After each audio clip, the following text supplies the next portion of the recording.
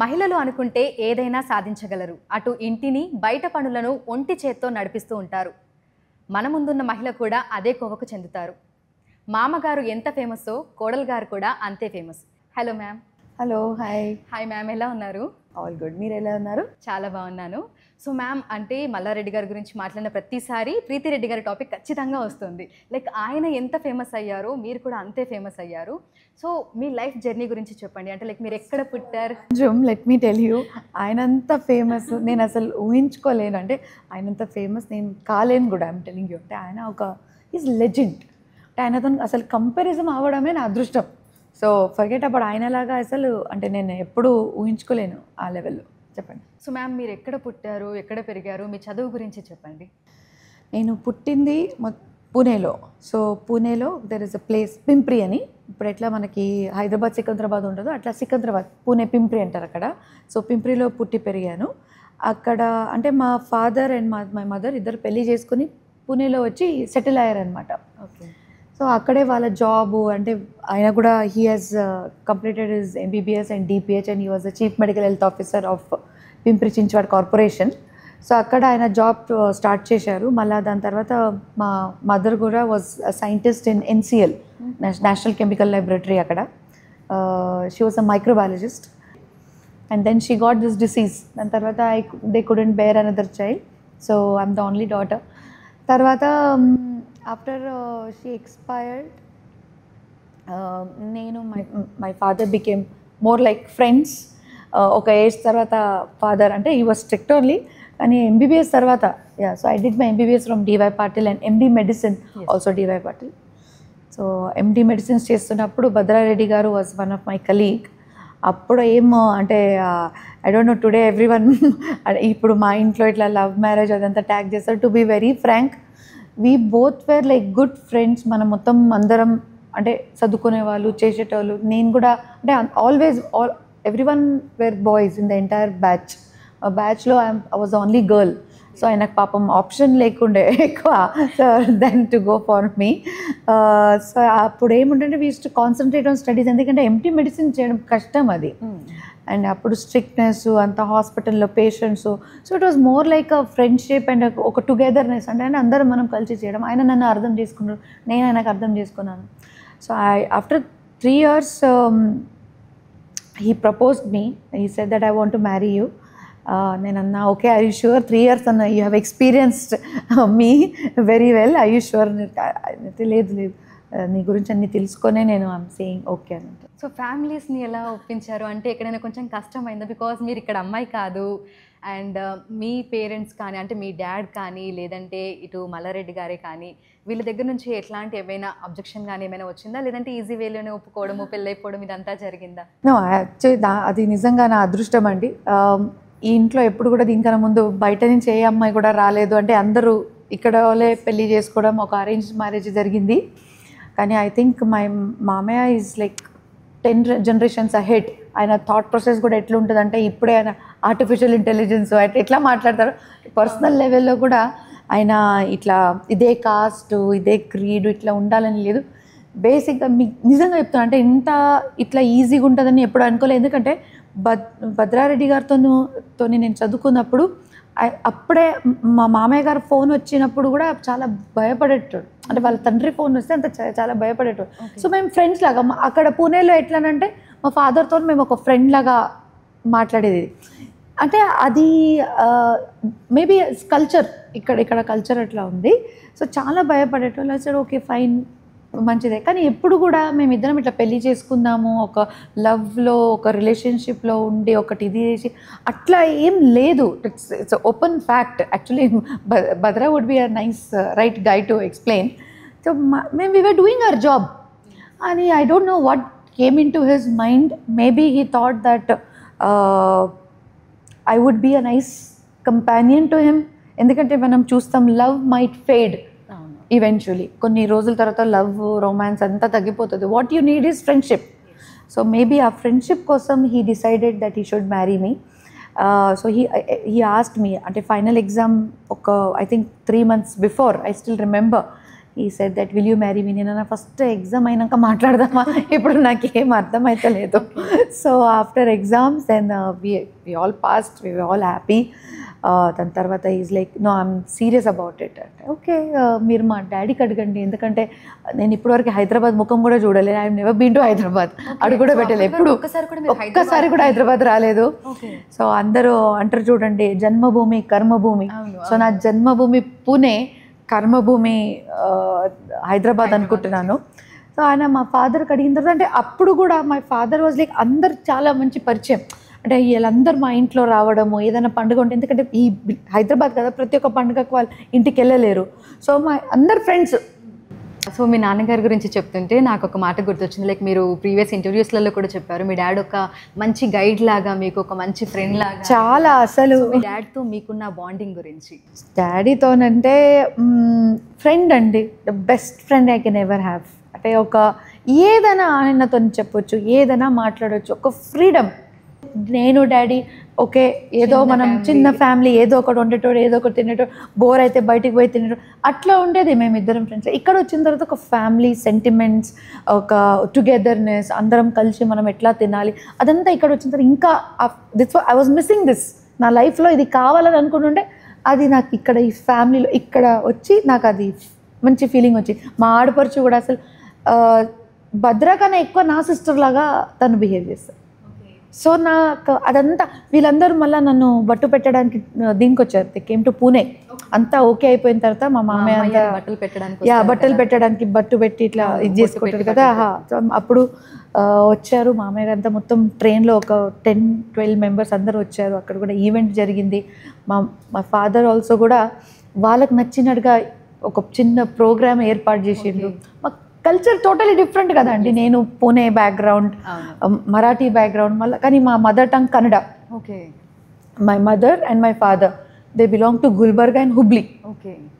అక్కడ. So my father more of Gulbarga, my mother comes more from Hubli Dharwad. So Mallareddy గారితో first interaction అనేది ఎలా ఉండింది, అంటే ఏం మాట్లాడారు? అది ఇప్పుడు వరకు అంటే మా హస్బెండ్ డాక్టర్ భద్రారెడ్డినే ఇంటరాక్ట్ చేయడానికి భయపడుతున్నారు. ఇప్పుడు నేను ఇంటరాక్ట్ కాదు, నేను సైలెంట్గా ఉన్నా. ఫస్ట్ ఆఫ్ ఆల్ నేను అన్నీ తెలుసుకుంటున్నా.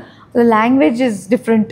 అందరూ ఇప్పుడు హిందీలో అయితే అందరు మాట్లాడలేరు కదా, ఇప్పుడు నా కోసం అందరూ తెలుగులో మాట్లాడుతున్నారు. కానీ నేను ఆ రోజు ఒక డిసైడ్ అయినానంటే లేదు, ఈ ఫ్యామిలీలో నేను ఎప్పుడు బయట దానిలాగా కాకుండా ఒక్క ఫ్యామిలీ కోడలుగా అనుకోవాలంటే నేను I have to learn everything. అంటే నా పాస్ట్ అంతా పక్కన పెట్టు, రెస్పెక్ట్ ఫర్ ద పాస్ట్, దాంతోపాటు ఆ ఫ్యామిలీలో నేను ఈమె వాళ్ళు గర్వంగా చెప్పాలి రేపు ఈమె మా కోడలని. సో వాళ్ళు ఎక్కడ కూడా మోహమాటం పడకూడదు. సో కోడలిగా ఇక్కడికి వచ్చిన తర్వాత, అడుగు పెట్టిన తర్వాత సో ఎలా అనిపించింది? అంటే ఓవరాల్గా మొత్తం అంటే పెళ్ళైన తర్వాత ఆబ్వియస్లీ లైఫ్ అంతా చేంజ్ అయిపోతుంది, కానీ మీరు అట్నుంచి ఇటు రావడము, అసలు పొలిటికల్ బ్యాక్గ్రౌండ్ అనేది అప్పటి వరకు మీకు తెలీదు. సో ఇక్కడికి వచ్చిన తర్వాత మీకు అది కూడా ఒకటి తెలిసింది. సో ఎట్లా ఉండింది? అంటే అప్పుడు మామయ్య గారు పాలిటిక్స్లో లేరండి, వాజ్ అ ప్రాపర్ ఎడ్యుకేషనిస్ట్. ఇప్పుడు ఒక I think 12 years back is in politics, కానీ దానికన్నా ముందు was totally into it's a business man. అప్పుడు బిజినెస్ మ్యాన్ లేకపోతే ఎడ్యుకేషనిస్టో ఏదో అనుకోండి, because apart from education institutions he use to do other business also. వాళ్ళు నన్ను ఎప్పుడు ఒక బయట దానిలాగా చూడలేదు. ఒక రోజు మన మంచితో ఎట్లా మాట్లాడారు అట్లనే మాట్లాడడం జరిగింది. పొద్దున లేచి అమ్మ ఎట్లా పూజ చేస్తారు చూసేదాన్ని. నేను డిసైడెడ్ అత్తమ్మకి అమ్మ అనడాలని నేను డిసైడ్ అయిపోయినాను. ఎందుకంటే నాకు అమ్మ లేరు కాబట్టి నేను అమ్మ పిలవాలని నాకు ఒక ఆశ. సో నాకు అది పిలవడానికి ఒక ఛాన్స్ ఇచ్చారు దేవుడు. సో నేను ఎందుకు అత్తమ్మ పిలవాలి, నేను అమ్మనే పిలుస్తాను కదా. తను కూడా నాకు అట్లానే రెస్పాన్స్ ఇచ్చారు కాబట్టి మళ్ళీ మొత్తం అసలు దేవుడి రూమ్లో ఎట్లా అమ్మ మన ఇంటి దేవుడు ఎవరు, మల్లన్న స్వామి, మల్లికార్జున స్వామి, కొమరవెల్లి, మళ్ళీ అట్లాంటి వాళ్ళ పద్ధతులు అవి, మళ్ళీ వాళ్ళ ఫుడ్ అవి అంతా నాన్ వెజ్ తప్ప ప్రతిదీ నేను అంటే ఇన్వాల్వ్ అయిపోయినా. బట్ నాకు చిన్నప్పటి నుంచి కూడా వెజిటేరియన్ కాబట్టి I couldn't eat non veg. నేను దానికి కూడా మా అత్తమ్మ ఎప్పుడు వెజ్ కూర సెపరేట్గా ముందే వండి సెపరేట్ గిన్నెలో నా కోసం, దానికన్నా ముందు అట్లా ఏం లేకుండే వాళ్ళ అంటే ఈ ఫ్యామిలీలో. అప్పుడు మొత్తం వెజిటేరియన్ లాగా సెపరేట్గా వండి నా కోసం తననే వండుతుండే అప్పుడు. సో నేను కూడా అప్పుడు హెల్ప్ చేయకపోతే మా మామయ్య గారు పిలిచి నాకు ఒకటే చెప్పారు, నువ్వు ఇక్కడ కిచెన్లో పని చేయడానికి నేను పిలవలేదు. నాకు నచ్చింది ఏంటంటే నువ్వు ఒక డాక్టర్ ఇంట్లో కాదు బయట హాస్పిటల్ నడిపించాలి. నేను ఐఎమ్ లుకింగ్ అట్ దట్. నన్నే కాదు, మా పెద్దక్కకు కూడా, చానక్కకు కూడా అదే చెప్పేటోడు, నువ్వు కాలేజ్కి వెళ్ళాలి, ఫైనాన్స్ మొత్తం చూసుకోవాలని తనకు అది అప్పచెప్పేటోడు. సో ఎప్పుడు కూడా ఆయన కోడల్ని ఈమె ఇంట్లో ఉండాలి, ఈమె వండాలి, ఈమె నాకు వండి పెట్టాలి, పొద్దున లేవాలి, అది చేయాలి కాదు. పూజ చేసేటప్పుడు కూడా 5 నిమిషం కన్నా ఎక్కువ చేయొద్దమ్మా, దండం పెట్టుకొని పోతానే ఉండాలి. మీరు ఇంట్లో కాదు బయట పని చేయాలి. నా కొడుకులు ఎంత పని చేస్తారో వాళ్ళలాగా అంత ఈక్వల్గా మీరు కూడా పని చేయాలని ఫస్ట్ డే నుంచి అది నాకు రాగానే ఓ కోడలు వచ్చింది అట్లా ఏం లేదు. Next day work. సో ఏం చేద్దాం అనుకుంటున్నారు. అప్పుడు ఇంకా హాస్పిటల్ మెడికల్ కాలేజ్ లేకుండే. సో 2009 అనమాట. So we decided to work in care hospital Banjara హిల్స్లో. సో అక్కడ we worked as senior resident, నేను భద్రారెడ్డి గారు ఇద్దరం. సో బీయింగ్ డాక్టర్స్ మాకు ఎట్లానంటే ఇంట్లో కూర్చోవడం కాదు, యూ హ్యావ్ టు మ్యాక్సిమం ఒక 2 to 3 days పెళ్ళి తర్వాత కొన్ని రిచువల్స్ ఉంటాయి, అవి ఎంత చేసుకున్న తర్వాత then we started working. So మొత్తం ఆయన ఎమర్జెన్సీ డిపార్ట్మెంట్లో ఆయన ఉండే, ఎమర్జెన్సీ మెడిసిన్లో, నేనేమో జనరల్ మెడిసిన్లో, నేను ఇంటర్నల్ మెడిసిన్లో ఉండే. So that also was a very good experience. So ఈ విద్యా సంస్థలు అన్నింటినీ కూడా మేనేజ్ చేయడం ఒక వైస్ చైర్మన్గా అదొక పెద్ద సవాలనే చెప్పొచ్చు. ఎందుకంటే ఇంట్లో 2 కిడ్స్కి మదర్, ఒక మంచి కోడలు, డాక్టర్, ప్రొఫెసర్, సో ఇవన్నీ ఎట్లా మేనేజ్ చేస్తున్నారు? అన్నీ చేయగలుగుతాం అంజుమ్, నీకు అది తెలుసు. Even you are a woman, as a woman we are multitaskers. అది మన జీన్స్ అనుకోండి, లేకపోతే మా బ్లడ్లోనే ఉంది. అండ్ దట్ లైఫ్లో ఒక్క ఆపర్చునిటీ వస్తుంది ఎవరికి కూడా. ఇప్పుడు రేపు ఎవరైనా అడగండి, నేను మెడికల్ కాలేజ్ ఓపెన్ చేద్దాం అనుకుంటే ఎవరికి కూడా ఆ కళ అంటే వాళ్ళ కళ సాధ్యం అవ్వడానికి చాలా ప్రయత్నాలు చేయాలి. కానీ ఇక్కడ మామయ్య గారులాగా ఒక సపోర్ట్తోని, ఒక ఫైనాన్షియల్ సపోర్టు, అది కాకుండా ఒక స్ఫూర్తి, ఆయన చూస్తే ఒక అభిమానం, ఆయనకు చూస్తుంటేనే ఒక ఎనర్జీ వచ్చేస్తుంది. అంటే you need one person when you start doing something. ఇది కాదు అని అనేటోళ్ళు ఉంటే మనమే డౌట్ పడతాం, కానీ ఏమైతుంది చేద్దాం, ఇంకా బాగా చేద్దాం అని అంటే మైండ్లో కాన్ఫిడెన్స్ పెరుగుతుంది. కానీ ఇక్కడ how to do at what time and when to do everything, ప్రతిదీ ఒక ప్రాపర్ అడ్మినిస్ట్రేటర్ అంటే మల్లారెడ్డి గారు. ఓకే. ఆయన దగ్గర నేను కింద ట్రైన్ అవుతూ వీ లర్న్డ్. చాలా తప్పులు చేసినాం, కానీ వీ ఆల్సో లర్న్డ్. తప్పులతోనే కదా మనం నేర్చుకుంటాం. సో ప్రీతి రెడ్డి గారి డైలీ రొటీన్ అనేది ఏ విధంగా ఉంటుంది? మీ లైఫ్ రొటీన్ ఏ విధంగా ఉంటుంది? ఒక డేలో చూసుకుంటే మార్నింగ్ లేవడం నుంచి నైట్ పడుకునేంత వరకు ఎలా ఉంటుంది? రొటీన్ ఇస్ మార్నింగ్ నాకు 6:15 మ్యాక్సిమం 6:30 వరకు మెల్క్ వచ్చేస్తుంది. మెల్క్ వచ్చిన తర్వాత ఫస్ట్ నేను స్కూల్ మా పిల్లలు కూడా పొద్దున లేచి టైకొండకు పోతుంటారు. వాళ్ళు 7 o'clock వస్తారు. 7 o'clock లోపల నేను 7:30 లోపల నేను యోగా కానీ లేకపోతే ఏదో 45 minutes ఆఫ్ ఎక్సర్సైజ్ చేసేసుకుంటా. ఎప్పుడప్పుడు యోగా చేసుకుంటా, అప్పుడు ప్రాణాయామం చేసుకుంటా, అప్పుడప్పుడు భద్రారెడ్డి గారితో జిమ్కి వెళ్తా. So it is like mood బట్టి ఏముంటుందో, బట్ యోగా అయితే is what I like to do.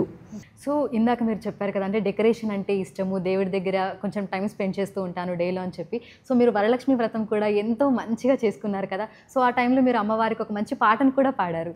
So ఇంత అంటే హెక్టిక్ డేలో అంటే మీ లైఫ్లో సో మీకున్న హాబీస్ గురించి చెప్పండి. అంటే ఈ సింగింగే కానీ, లేదంటే ఎంతో చక్కగా మీ యాన్యువల్ సెలబ్రేషన్స్లలో డ్యాన్స్ కూడా చేశారు, నృత్య ప్రదర్శన. సో ఎట్లా అంటే ఆ ఇంట్రెస్ట్ ఎలా వచ్చింది? ప్రతి ఒక్క పర్సన్కి ఒక ఇంట్రెస్ట్ అయితే, హాబీ అయితే ఉండాలి. Otherwise your life becomes boring. ఎప్పుడు కూడా నేను అంటుంటాను, ఎవ్వరు కూడా మమ్మల్ని వచ్చి హ్యాపీగా పెట్టరు. మీరు సాడ్గా ఉన్నా కూడా ఎందుకు సాడ్ ఉన్నా అని అడుగుతారు, అంతేగాని నిన్ను హ్యాపీ చేస్తా అని ఎవరు చెప్పరు.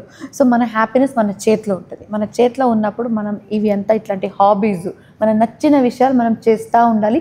That gives us a lot of boost. ఇప్పుడు మనం రోజు మనం అనుకున్నట్టుగా జరగదు, ఎన్నో విషయాలు మనకు అనుకున్నట్టుగా జరుగుతుంది. స్ట్రెస్ వస్తుంటుంది, ఎన్నో ఛాలెంజెస్ వస్తుంటాయి.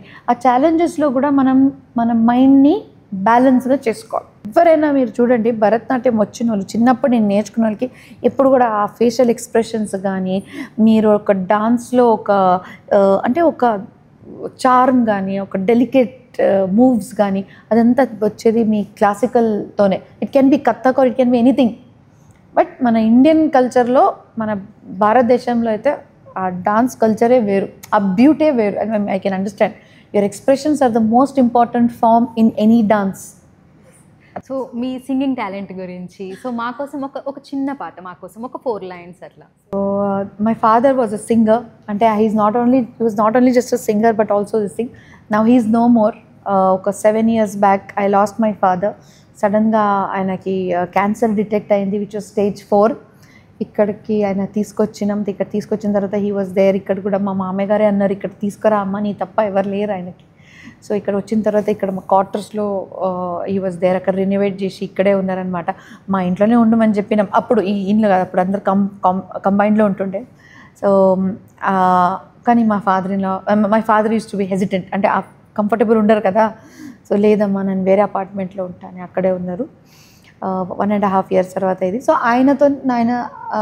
ఆయనతో నుండి నేను పాటలు నేర్చుకున్నా. సో పాటలు పాడాలంటే దే ఆర్ మెనీ. పాత పాటలు నాకు ఇష్టం, బ్లాక్ అండ్ వైట్ పాటలు.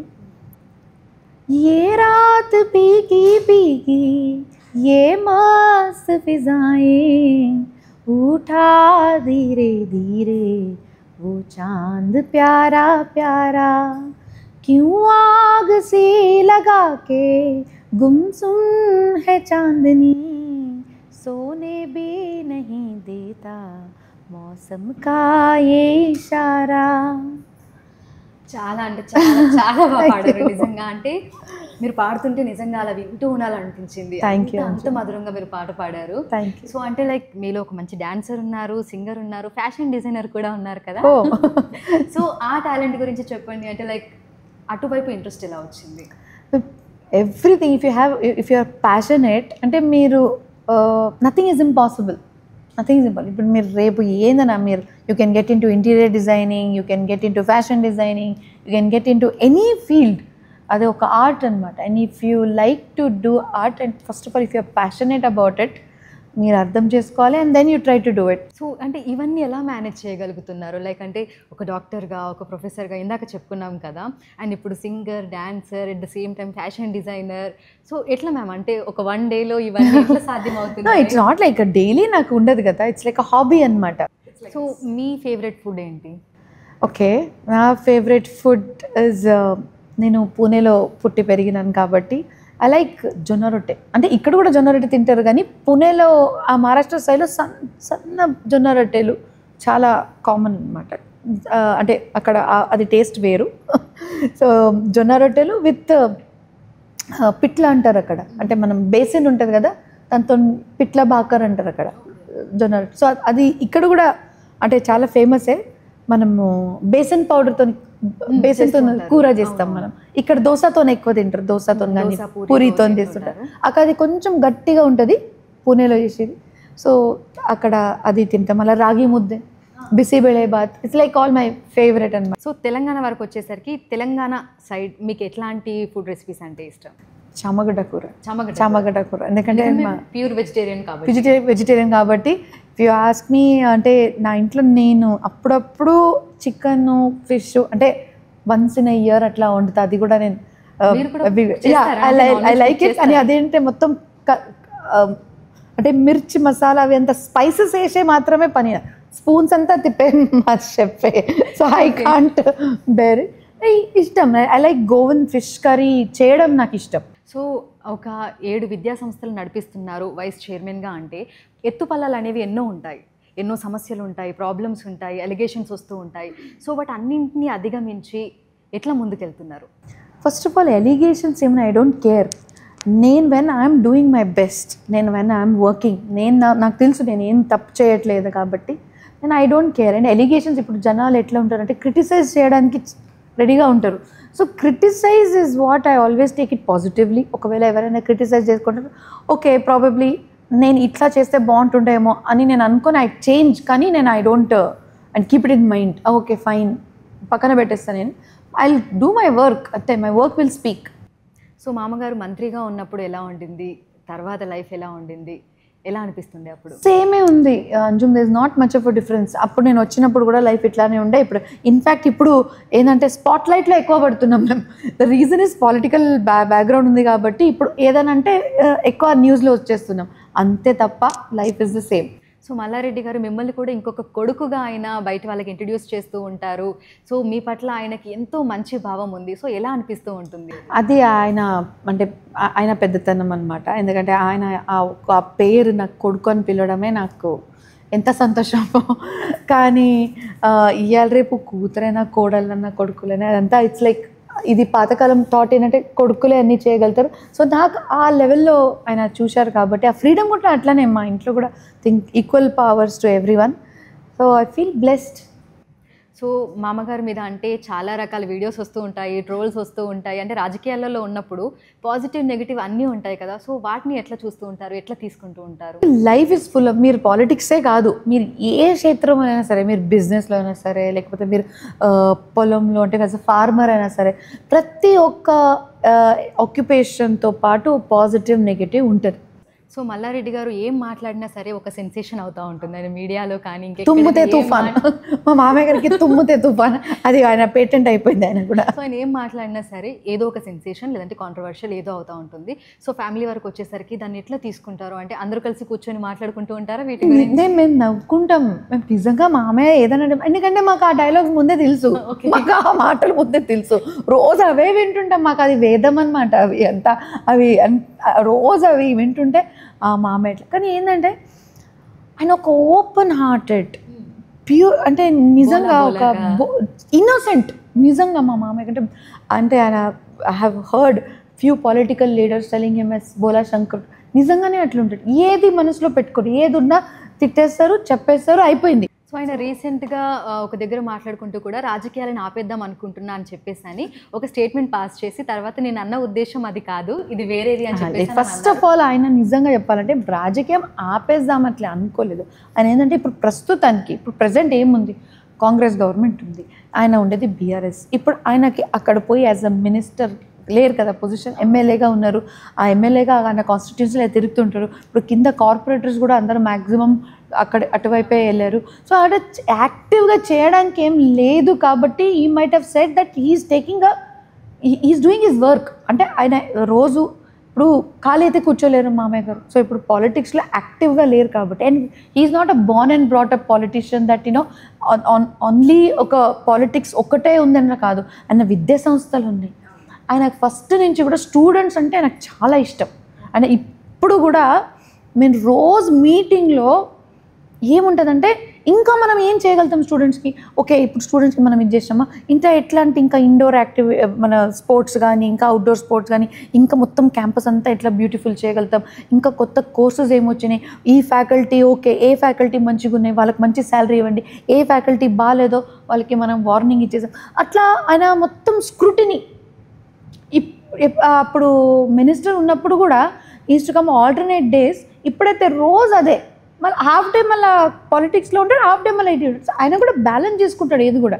సో మ్యామ్ రీసెంట్గా అంటే మీరు లాల్ దర్వాజా బోనాలకు వచ్చినప్పుడు కూడా మీరు బండి సంజయ్ గారితో కూర్చొని లంచ్ చేయడం కూడా లైక్ మనం పొలిటికల్గా చూసుకుంటే ఒక చిన్నపాటి దుమారం రేపింది అని చెప్పుకోవచ్చు. ఎందుకంటే మల్లారెడ్డి గారు బీజేపీలోకి వెళ్తున్నారేమో అందుకోసం అని చెప్పేసి అని ప్రీతిరెడ్డి గారు బండి సంజయ్ గారితో మాట్లాడారు. సో అట్లా చర్చ జరిగింది, ఒక భేటీ జరిగింది అనేది కూడా బయటకు వచ్చింది. సో దాని మీద మీరు ఏమంటారు? కాదు, ఇప్పుడు మీకు ఒక క్వశ్చన్ అడుగుతా. మీరు బిగ్ టీవీ నుంచి వచ్చారు, ఓకే, మీరు రేపు మీ పక్కన ఎన్టీవీనో TV9 TV5 పక్కన ఉంటే మీరు మాట్లాడారా వాళ్ళతోని?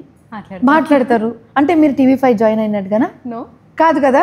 ఇది కూడా అంతే, మీరు అక్కడ ఉన్నప్పుడు ముచ్చట మాట్లాడుకుంటారు కదా. ఇప్పుడు పెద్ద మంచి మీ ముందు ఒక చాలా రినౌండ్ జర్నలిస్ట్ ఫ్రమ్ TV5 ఇది పక్కన ఉన్నారనుకోండి, TV9 TV5 what ever, okay, పక్కన ఉంటే మీరు ఏం చేస్తారు? బ్లెస్సింగ్స్ తీసుకోరా?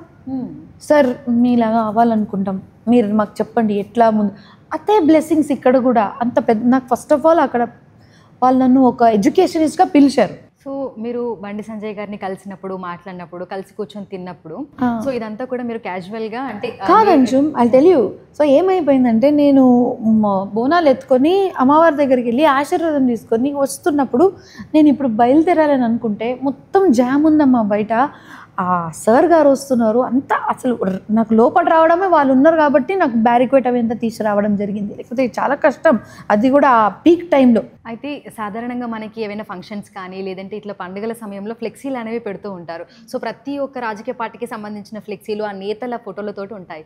కానీ మీ ఫోటో బీజేపీకి సంబంధించినటువంటి ఆ ఫ్లెక్సీ మీద ఉంది అనేది పెట్టుకొని తప్పేముంది, వాళ్ళ ఇష్టం. అది ఫస్ట్ ఆఫ్ ఆల్ అది బీజేపీ ఫ్లెక్సీ కాదు, వాళ్ళు ఏంటంటే ఒక కలర్ఫుల్ ఫ్లెక్సీ చేసుకున్నారు, దాంట్లో అందరు పిక్చర్ వేశారు. ఇప్పుడు నేను వస్తున్నాను నాకు ఒక separate flexi, Bandi Sanjay sir గారు వస్తున్నారంటే ఆయనకు ఒక సెపరేట్ ఫ్లెక్సీ, మళ్ళీ ఇంకోరెవరు నేను ఒక అంటే I'm not representing any position in any party. ఒకవేళ అట్లా ఉన్నా కూడా మనం కలిసి ఒక పోస్టర్ ఒక బ్యానర్ మీద వేసుకున్నా కూడా తప్పేంటి. సో లైక్ అంటే అపార్ట్ ఫ్రమ్ దిస్ నిజంగా మీకు రాజకీయాలలోకి వచ్చే ఇంట్రెస్ట్ ఏమైనా ఉందా మ్యామ్? మీరు ఏమనుకుంటున్నారు? వై నాట్ అంటే ఇప్పుడు వరకు నేను ఎప్పుడు మెడికల్ కాలేజ్ నడిపిస్తాను ఇట్లాంటి నాకు ఒక అంటే ఒక అదృష్టం నాకు తగులుతుందని ఎప్పుడు అనుకోలే. Maybe tomorrow if I get a chance to serve for my country, why not. ఇట్లాంటి ఛాన్స్ ఎవరికైనా వస్తుందా అండి? ఒకవేళ రేపు నన్ను జనాలు చెప్పి లేదు అక్క మీరు రావాలి, మీరు ముందు ఉండాలి, మీరంటే ఒక ధైర్యం, మీరంటే మాకు ఒక నమ్మకం అంటే నేను ఖచ్చితంగా నేను వాళ్ళ కోసమని నిలబడతా. సో ఒకవేళ ఆపర్చునిటీ వస్తే ఎక్కడి నుంచి పోటీ చేయొచ్చు అంటారు మీరు? అమ్మో అంత నేను ప్లానే చేసుకోలేదు, నాకు ఇంకా అవకాశం వస్తుందా అని ఒక like I'm like in that happy feeling that వస్తుందేమో అని. ఎందుకంటే I have seen my Instagram people are asking me to be one. So Malla Reddy గారికి పార్టీ చేంజ్ అయ్యే ఆలోచన ఏమైనా ఉంది అంటారు మీతో? లేదు no is very dedicated to KCR sir. మీ స్టాండ్ ఏంటి అంటే ప్రస్తుతం ఇటు దేశ రాజకీయాలైనా రాష్ట్ర రాజకీయాలైనా ఇవన్నీ చూస్తున్నారు కదా, సో మీకేమనిపిస్తుంది, మీరేం చెప్పాలి అనుకుంటున్నారు? బేసిక్లీ రాజకీయంలో దెర్ ఆర్ 2 varieties, ఒకటి పాజిటివ్ ఎండ్ ఒక negative end. Positive end is development. So మీ విద్యా సంస్థలలో అనేక మంది స్టూడెంట్స్ చదువుతున్నారు, ఆల్మోస్ట్ అంటే లక్షలలో ఉండొచ్చు పిల్లలు. సో కొత్తగా టెక్నాలజీ అనేది మనకు మారుతూ వస్తుంది, ఆర్టిఫిషియల్ ఇంటెలిజెన్స్ కూడా ఉంది. సో మీ విద్యా సంస్థలలో స్టూడెంట్స్కి ఎట్లాంటివి కల్పిస్తున్నారు? మన తెలంగాణలో కానీ మన భారతదేశంలో అవసరం ఉందో ఎస్పెషలీ డీమ్డ్ యూనివర్సిటీకి అది ఒక they have a chance to create that education.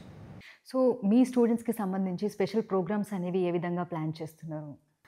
Programmes నడుస్తూనే ఉంటుంది అప్పుడప్పుడు all these educational academic programmes, research programmes. I think ఏది కూడా ఏ యూనివర్సిటీలో కూడా 50-50 ఉండాలి, అకాడమిక్ 50 ఉండాలి, రీసెర్చ్ 50 ఉండాలి. మీరు ఒక్కటే అకాడమిక్స్ వస్తే బోరింగ్ అవుతుంది. Research is what we need to motivate our students.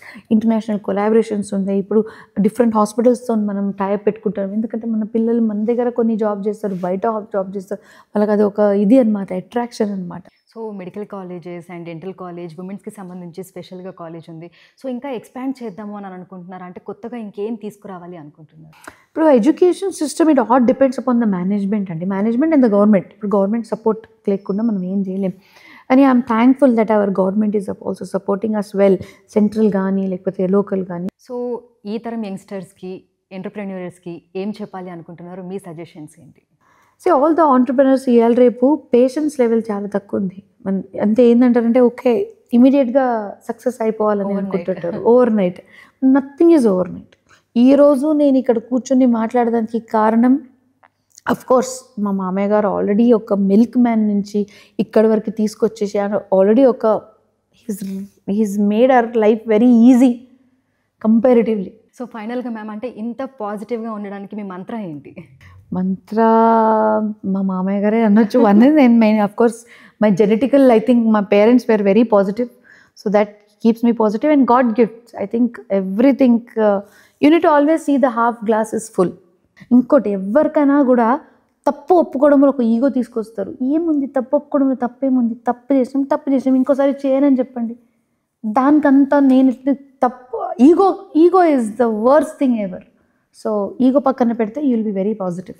Thank you ma'am, thank you so much. Like ఇంతసేపు మా కోసం కేటాయించి ఇన్ని మంచి మాటలు చెప్పినందుకు. సో విన్నారు కదా ప్రీతిరెడ్డి గారి మాటలు, ఆవిడ లైఫ్ జర్నీ అండ్ సాధించిన అచీవ్మెంట్స్, ఇంకా భవిష్యత్తులో ఎన్నో సాధించాలి అని అనుకుంటున్నారు. అలాగే అవకాశం వస్తే రాజకీయాల్లోకి కూడా రావాలని, తన మామగారు లాగానే తను కూడా సమాజానికి ఎంతో కొంత సేవ చేయాలని కూడా కోరుకుంటున్నట్లుగా చెప్తున్నారు. Thank you so much Anjum for making me feel comfortable and it was a pleasure. For more videos like this, subscribe Big TV channel.